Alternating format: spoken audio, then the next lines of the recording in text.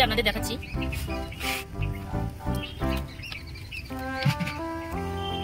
কতটা সুন্দর হয়েছে দেখুন, একদম তো ভাজা ভাজা হয়ে গেছে, কত সুন্দর হয়েছে দেখুন। এবারটাও আমি দেখাচ্ছি, এই দেখুন কত সুন্দর ভাজা ভাজা হয়ে গেছে। আমি তো মোচার পাতুরি বানিয়ে ভাইরাল হয়ে গেছি, 20,000 মানুষ দেখেছে। আমার চ্যানেলে দেওয়া আছে, আপনারা দেখে নেবেন।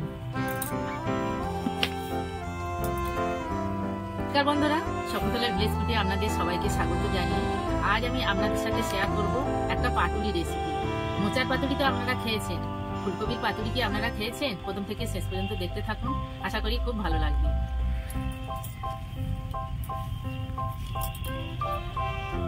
ফুলকপির পাতুরি বানানোর জন্য যা যা উপকরণ লাগে আমি আপনাদের দেখিয়ে দিচ্ছি।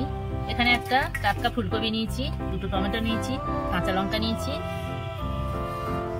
পুরনো নারকেল, জিরে গুঁড়ো, কাজু বাদাম, পোস্ত, সাদা সর্ষে, এটা লাল সর্ষে, কিশমিশ, চিনি, টক দই, লবণ আর তেল।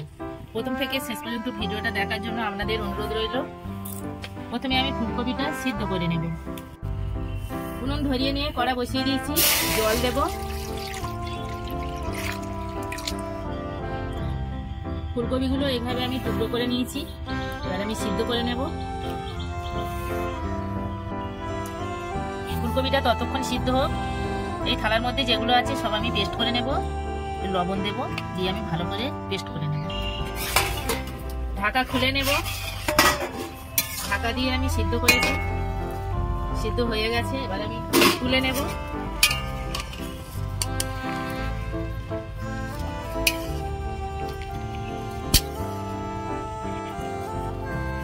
সব ফুলকপিগুলো আমি জল থেকে ছেঁকে ছেঁকে তুলে নিয়েছি। বড় একটা কলা পাতা থেকে আমি এইভাবে কলা পাতাগুলো পিস পিস করে কেটে নিয়েছি। এবার এখানে একটা তাওয়া বসিয়ে দিয়েছি, তাওয়া দিয়ে আমি কলা পাতাগুলো এইভাবে ছেঁকে নেব।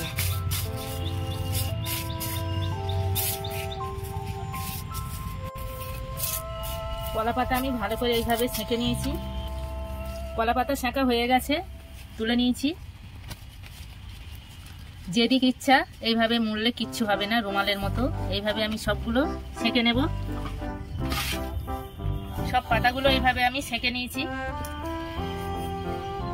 এখানে আমি একটা টমেটো নিয়েছি, মুখটা কেটে বাদ দেব। আর এইভাবে পাতলা পাতলা করে কেটে নেব, এইভাবে।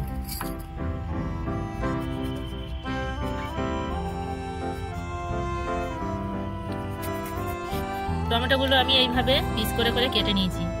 এবার লঙ্কাগুলো চেলা করে নেব।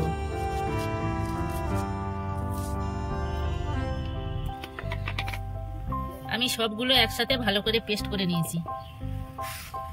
ফুলকপিটা ঠান্ডা হয়ে গেছে, এইভাবে হাত দিয়ে ভালো করে মাখিয়ে নেব।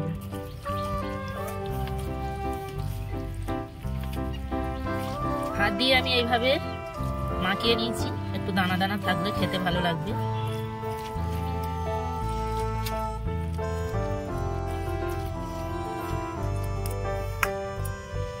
এবারে যে পেস্টটা করেছিলাম সবটুকু ঢেলে দেব।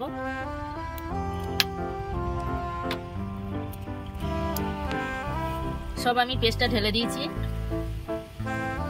নারকেল কুড়ো দিয়ে দেব, চিনি দেব, অল্প একটু জিরে গুঁড়ো দেব। ভালো করে একসাথে আমি মাখিয়ে নেব।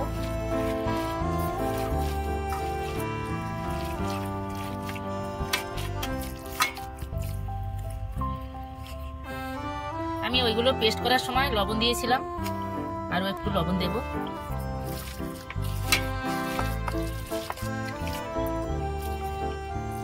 এবারে আমি সর্ষের তেল দেব।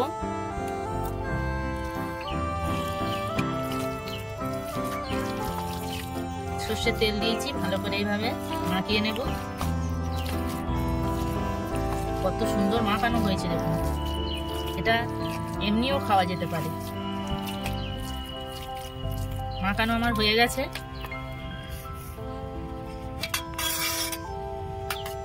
এবার আমি পাতুরিগুলো বানিয়ে নেব। কলা পাতা নিয়েছি, এভাবে মাঝখানে দেব।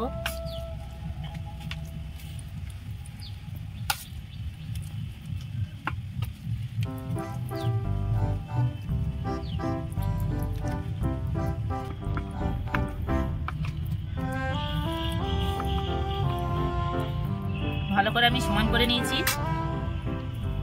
টমেটো কেটে রেখেছিলাম, মাঝখানে একটা দিয়ে দেব, চেরা কাঁচা লঙ্কা দেব,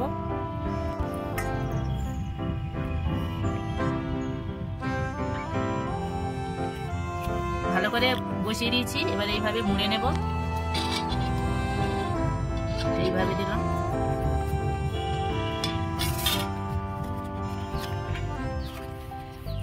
এটা এইভাবে মুড়ে নেব, এটা এইভাবে তুলে দেব।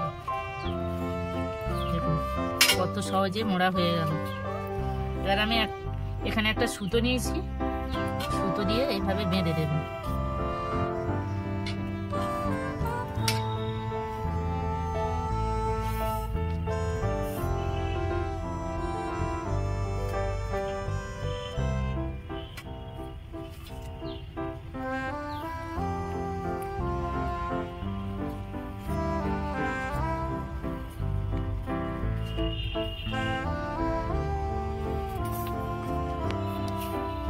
দেখুন ফুলকপির একটা পাতুরি রেডি হয়ে গেল। এইভাবে আমি সবগুলো বানিয়ে নেব।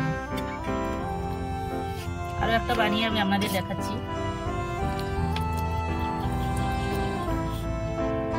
ভালো করে আমি সমান করে নিয়েছি।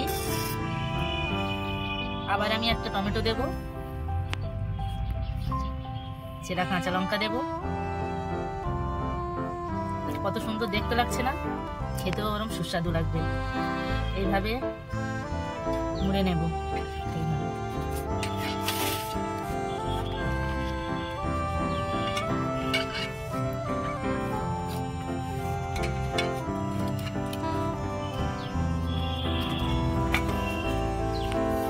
আরো একটা হয়ে গেল।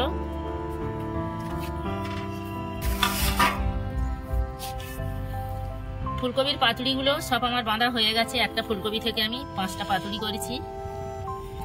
কড়া গরম হয়ে গেছে, তেল দেব। সর্ষের তেলে এগুলো ভাজতে হবে। তেল গরম হয়ে গেছে, অল্প আছে আমি পাতুড়িগুলো ভেজে নেব।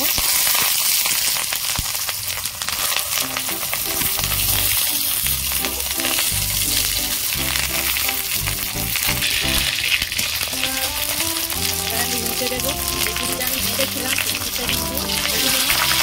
নিচে দিতে দিতে হবে।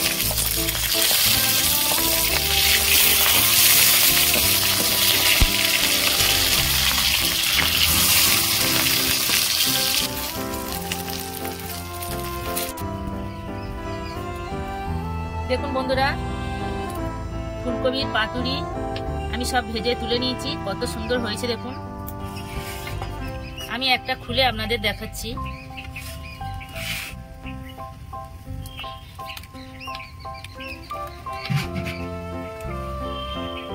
কতটা সুন্দর হয়েছে দেখুন। একদম তো ভাজা ভাজা হয়ে গেছে, কত সুন্দর হয়েছে দেখুন।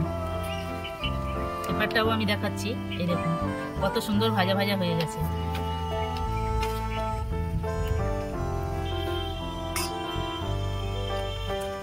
কত সুন্দর হয়েছে দেখুন।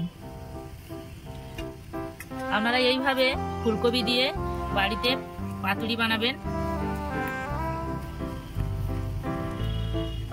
দেখুন বন্ধুরা, ফুলকপির পাতুরি একদম লোভনীয় হয়েছে। আপনারা এইভাবে বাড়িতে বানিয়ে খাবেন। আমার এই ফুলকপির পাতুরি রেসিপি আপনাদের কেমন লেগেছে কমেন্টে জানাবেন। লাইক করবেন, বন্ধুদের সাথে প্রচুর প্রচুর শেয়ার করবেন। প্রতিদিন নিত্য নতুন রেসিপি পাওয়ার জন্য আমার চ্যানেলটাকে সাবস্ক্রাইব করবেন। আপনারা ভালো থাকবেন, সুস্থ থাকবেন। দেখা হচ্ছে পরের ভিডিওতে। ধন্যবাদ।